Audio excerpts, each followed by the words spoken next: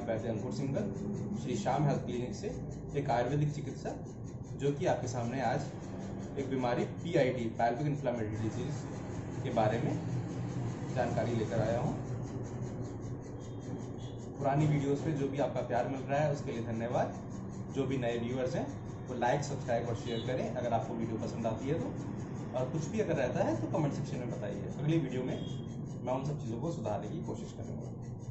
सबसे पहले हम जानते हैं पैल्विक इन्फ्लेमेटरी डिजीजेस होता क्या है और उसके परहेज क्या रहेंगे, उसके लक्षण क्या रहेंगे, क्या क्या प्रिकॉशंस हमें लेनी चाहिए, और फिर लास्ट में उसका ट्रीटमेंट क्या होता है।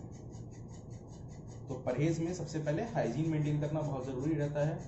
प्यूबिक ईयर्स जो हैं आपको उनको काटना बहुत ज़रूरी रहता है। हाइजीन में आपका जो पार्टनर हाइजीन है वो मेंटेन करके रखना चाहिए। अगर आप किसी भी पार्टनर के टच में आ रहे हैं या क्वाइटस हो रहा है तो उस टाइम पे दोनों पार्टनर्स को हाइजीन मेंटेन करना चाहिए। पब्लिक टॉयलेट्स में बेसिकली इशू रहता है। जो पेशेंट पब्लिक टॉयलेट्स यूज़ करते हैं उनको अक्सर पैल्विक इन्फ्लेमेटरी डिजीज के सिम्टम्स रहते हैं।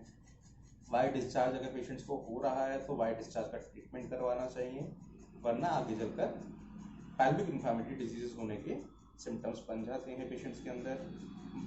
कुछ पेशेंट्स ऐसे रहते हैं जिनके मल्टीपल सेक्स पार्टनर्स होते हैं, तो अगर ऐसा रहता है तो गोनेरिया सिफिलिस होने की एसटीडी, सेक्सुअली ट्रांसमिटेड डिजीज होने के चांसेस रहते हैं। इसके साथ में पैल्विक इन्फ्लेमेटरी डिजीजेस भी पेशेंट्स में देखने को मिलती है। तो उन सब चीज़ों के लिए भी आपको कॉन्ट्रासेप्टिव्स का यूज़ करना चाहिए।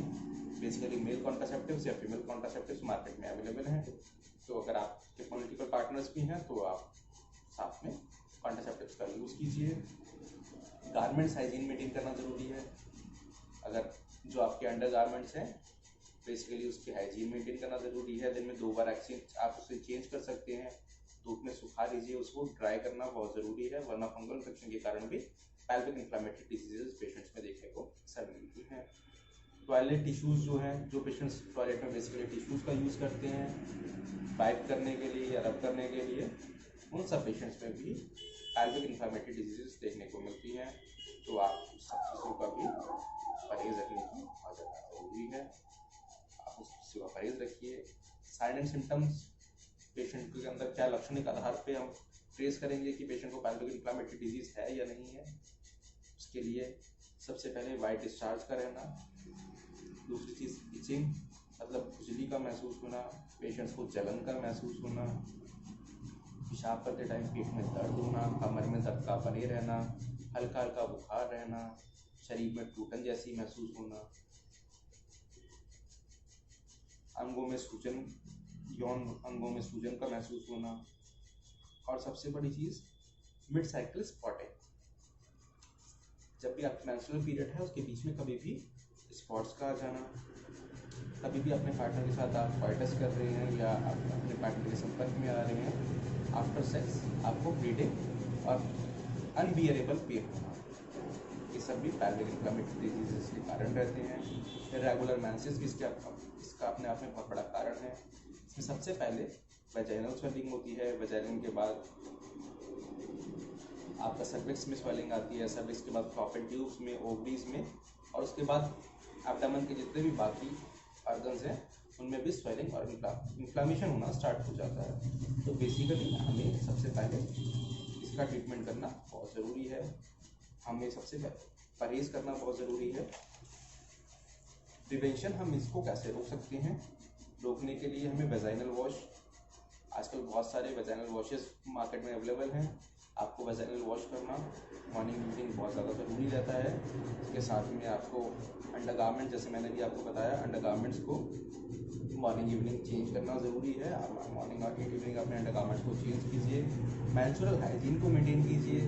उस टाइम पे आप सैनिटरी पैड्स यूज़ करते हैं या कॉटन क्लॉथ यूज़ करते हैं तो सैनिटरी पैड्स को भी मॉर्निंग इवनिंग दिन में 3 बार भी चेंज कर सकते हैं अकॉर्डिंग टू मेंस्ट्रुअल फ्लूइड जो है, इसके अकॉर्डिंगली आपको मेंस्ट्रुअल हाइजीन मेंटेन करना बहुत ज़रूरी है। अगर patients IUCD intra uterine contraceptive devices use कर रहे हैं जैसे कॉपर टी 375, तो उन सब चीज़ों को भी 3 साल के अंदर आपको चेंज कर देना चाहिए कि तो उससे भी इन्फेक्शन होने के बहुत ज़्यादा कारण बन जाते हैं।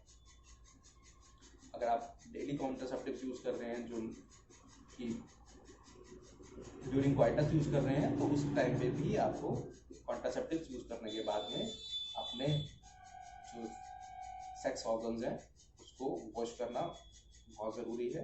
इंटीमेट वॉशेस बहुत सारे आते हैं, बेसिकली आपको इंटीमेट वॉश को यूज़ करना चाहिए और अपनी हाइजीन को मेंटेन करना चाहिए। इसके बाद भी अगर कुछ रहता है तो आपको अल्ट्रासाउंड सोनोग्राफी पे जाना चाहिए, जिसे अल्ट्रासाउंड भी बोलते हैं नॉर्मली।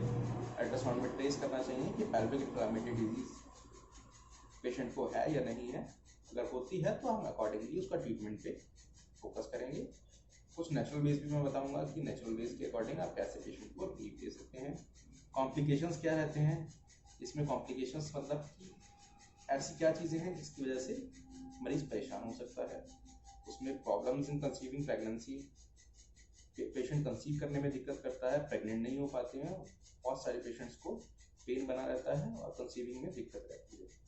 दूसरी चीज़ इसका सबसे बड़ा रीज़न रहता है एक्टोपिक प्रेगनेंसी।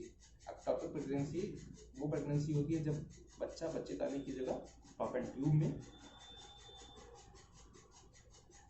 डेवलपमेंट स्टार्ट हो जाता है, दैट इज इसकी केस। और अक्सर पेशेंट का डेवलपमेंट कंप्लीट नहीं हो पाता है। ट्रीटमेंट के लिए आप इसमें अल्कलाइजर सिरप्स जो कि आयुर्वेदिक रहेंगे, मैं आपको रिकमेंड करता हूँ Urisho syrup, that is ayurvedic herb. ये एल्सन्स फार्मा का है और बहुत अच्छा रिजल्ट इसका मेरे पेशेंट्स में देखने को मिल रहा है। पुनर्नवा, कॉक्सुर, चिरायला, वरुणा, गुलत, पाषाण वेद, पलाश, लज्जालू, मकोड़े, काकड़ी बीज, शीतल चीनी, श्वेत परपटी, मूली शार्प, सेंधा नमक आदि बहुत सारी मेडिसिन इसमें पड़ी हुई हैं।